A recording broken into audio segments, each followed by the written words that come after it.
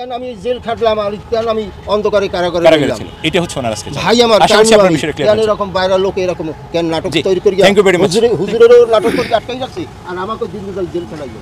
আমি এই বিচার সত্য হুজুরের ব্যবহার এরা তো আমাকে নাটক তৈরি করি আমাকে আটকাইছে। আচ্ছা এইটা কি হুজুরের সে ভালো মানুষ, তার বিচারের নেশে বিচার দিয়ে মুক্তি করার জন্য আমি আসছি বা এখনও সেই ওনাকে আসলে যে অপহরণ করেছিল, গুম করেছিল এবং 5 বছর যে জেলে থাকতে হয়েছিল, উনি সাক্ষী হিসাবে এখানে আসছিলেন, কিন্তু সাক্ষী সুরক্ষা তো পানি নাই, উপরন্তু তাকে গুম করা হয়েছে, তাকে যে অপহরণ করা হয়েছে, দীর্ঘদিন ইনি গুমের শিকার, সেটার বিচারের জন্য আজকে উনি একটি কমপ্লেন এখানে ফাইল করেছেন। এখানে আসি আমার সত্য মানে সত্য আমি বিশ্বাস চাই, যে সত্য যেটা আমি নিয়ে দাঁড়াই আছি সেই হুজুরের যে সত্য সে ছিল, এই সত্য আমি এটা প্রকাশ করার জন্য আমার জীবন দিলাম।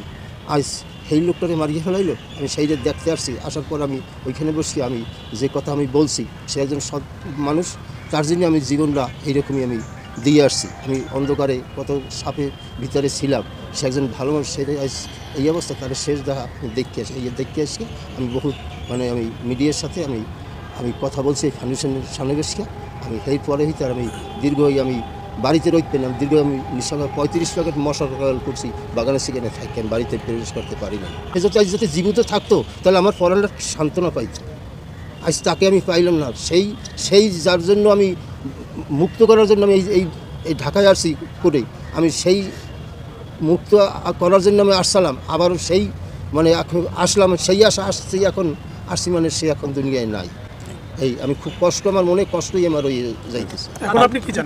এখন চাই যারাই এই আমার ফ্যামিলি বা হুজুরের যারা মাসে ইয়ে সত্য আমি বিচার চাই। উনি সাইদি সাহেবের পক্ষে ডিফেন্স উইটনেস হিসেবে যখন উনি সাক্ষ্য দিতে এই ট্রাইব্যুনালে আসলেন, ঘটনাটা হচ্ছে 5 নভেম্বর 2012। উনি আজকের যে প্রসিকিউটর অ্যাডভোকেট মিজানুল ইসলাম এবং আরেকজন অ্যাডভোকেট আনসারি সাহেব সহ আরেকজন অ্যাডভোকেট সোহাগ সহ উনি এই ডিফেন্স টিম সহ উনি সাক্ষ্য দিতে গাড়িতে ঢুকছিলেন এখানে। আজকের এই ট্রাইব্যুনালের গেটে আসা মাত্রই গাড়ি আটকে দিল পুলিশ, সাদা পোশাকধারী পুলিশ, তাকে গাড়ির মধ্যে খুঁজে পেয়ে টেনে হেসতে তাকে গাড়ি থেকে নামালো। এই প্রসিকিউশন টিমের সামনে থেকে তাকে টেনে হেসতে নামালো, ডিফেন্স টিমের সামনে থেকে নামিয়ে তাকে বেধড়ক মারধর করে এরপরে একটি সাদা গাড়িতে তুলে তার চোখ বন্ধ করে তাকে নিয়ে গেল অদৃশ্য জায়গায়। উনি আজকে যে হিসাবটা বললেন আপনাদের সামনে, যে 13 দিন কম 3 মাস, তার মানে 2 মাস 17 দিন তাকে একটি অজ্ঞাত স্থানে গুম করে রাখা হয়েছে, অপহরণ করে নিয়ে। দীর্ঘ সময় তিনি গুম ছিলেন। এরপরে কোনো একদিন সকালে তাকে গাড়িতে উঠালো, চোখ বেঁধে পিছনে হাত বেঁধে সারাদিন গাড়ি চললো। এরপরে উনি টের পেলেন যে তাকে সীমান্তে নিয়ে যাওয়া হয়েছে, বিএসএফের কাছে তাকে হস্তান্তর করা হয়েছে। বিএসএফ তাকে সেখানে কয়েক দফা মারধর করলেন, করে ইন্ডিয়ান বর্ডার ফোর্সের কাছে তাকে হস্তান্তর করে দিল। তারা তাকে মারধর করলো, মারধর করে তাকে নিয়ে গেল স্বরূপনগর থানায় নিয়ে সেখানে স্বরূপনগর থানায় নিয়ে ওইখান দিয়ে আপনার বসিয়া কোর্ট বা জেল ওইখানে রাখছে 22 দিন। আমি খুব মানে অসুস্থ ভীষণ, ওইখানে দমদম আপনার কারাগারে আমাকে দীর্ঘ যাই, আমি 5 বছর উনি সেখানে ছিলেন। যে কোনো প্রক্রিয়া করে মানবাধিকার সংগঠনগুলো চেষ্টা করে তাকে মুক্ত করেছে, মুক্ত করার পরে উনি আবার দেশে ফিরে এসেছেন। আমি তো বাংলাদেশে আসি, আমার জন্মস্থানে আসতে পারি নাই।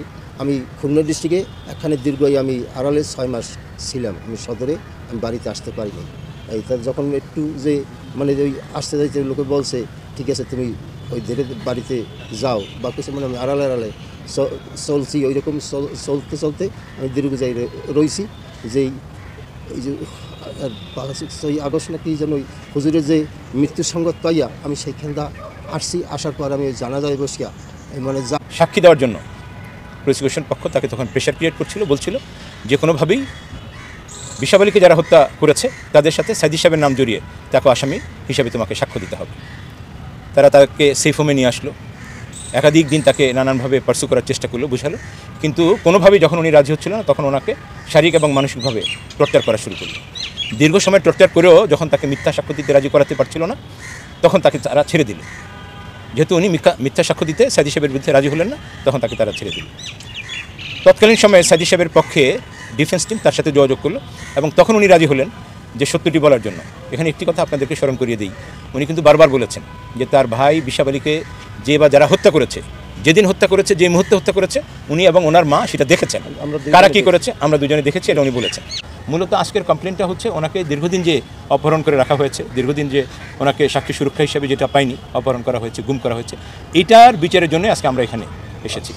কিন্তু ওনার একজন বাদী হিসাবে, কমপ্লেনেন্ট হিসাবে, ভুক্তভোগী হিসাবে ওনার চাওয়াটা এখানে দুটো প্রেয়ার আমাদের, একটি প্রেয়ার হচ্ছে যে এই সাক্ষীকে, দেশের একজন সাধারণ নাগরিক যিনি সত্য বলার জন্য, সাক্ষী দেওয়ার জন্য আসলেন, আমি নিরাপদ- তাকে যে দীর্ঘ সময় যে গুম আমি করে রাখা নিরাপদ- হলো, অপহরণ করা হলো, আমি নিরাপদ আমরা এর স্থানে বিচার যেমন চাই, তেমনি যার কারণে উনি এই অবস্থার শিকার হয়েছিলেন তার যে মৃত্যুটা আমরা আশা করছি তদন্ত টিম এর ক্লু ধরে তার মৃত্যুর রহস্য উদ্ঘাটন করে সেখানে জাতির জন্য একটি ন্যায় বিচার নিশ্চিত করবে। এখানে তো ইন্ডিয়ান গভর্নমেন্টও জড়িত নাকি? ইন্ডিয়া তো আপনাকে মিথ্যা মামলায় না, কারাগারে এরা তো নাও দিয়ে যেত, তাহলে তো দেশের মানুষ আটকাই রাখতো না। এই দেশের মানুষই তো, বাংলাদেশের লোকেরাই তো ভারতকে, তারা কি জানছো, এই বাংলাদেশের লোকেরা দিয়ে আসছে আউগিয়ে ভারতের কাছে, তখন সিং তাগো কাছে যা বলছে সেইটাই তারা, সেইভাবে তারা আমাকে নির্যাতন করছে। ভারতের কোনো দোষ নাই। হ্যাঁ, ভারতের কোনো দোষ নাই। আমি বলতে পারবো না। আচ্ছা ওখানে কি আপনার কোনো সাজা হয়েছিল বা বিচার ওখানে হয়েছিল? আমার 5 বছর আমি জেল খাটছি এই অবস্থা। আমি তো আপনাকে কি সাজা হয়েছিল না সাজা তো এমনি আটকে পথে রাখছিল? বসে আমাকে 2.5 ঘন্টা 3 ঘন্টা আমাকে মাইজদিরি করছে, আমার 2টা হাত অফ, এইখানে মাংস নাই। আপনাকে কি ভারতের কোনো আদালতে উপস্থাপন করা হয়েছিল? না, আমাকে ঢুকাইতে পারে না, মানে ওই নিয়ে লোকাপে রাখছে, জজ না ম্যাজিস্ট্রেট, আমি কোর্টের মানে সামনে আমাকে নিয়ে নেয়, ও নিয়ে লোকাপে থইছে। আমি নিঃসঙ্গে, আমি 45 কোট আপনি বসিয়ারে আমি আসছি, ওই দমদম দিয়ে 45 কোট, 14 দিনের মাথায় কোর্ট, 45 কোট আমার আসতে হয়েছে। জজ না ম্যাজিস্ট্রেট তার সামনে রূপসেহারা আমার দেখায় না। আপনি আজকে তাহলে কেন আমি আসলেন? বিশ্বের একটু মানবতার সংস্থায়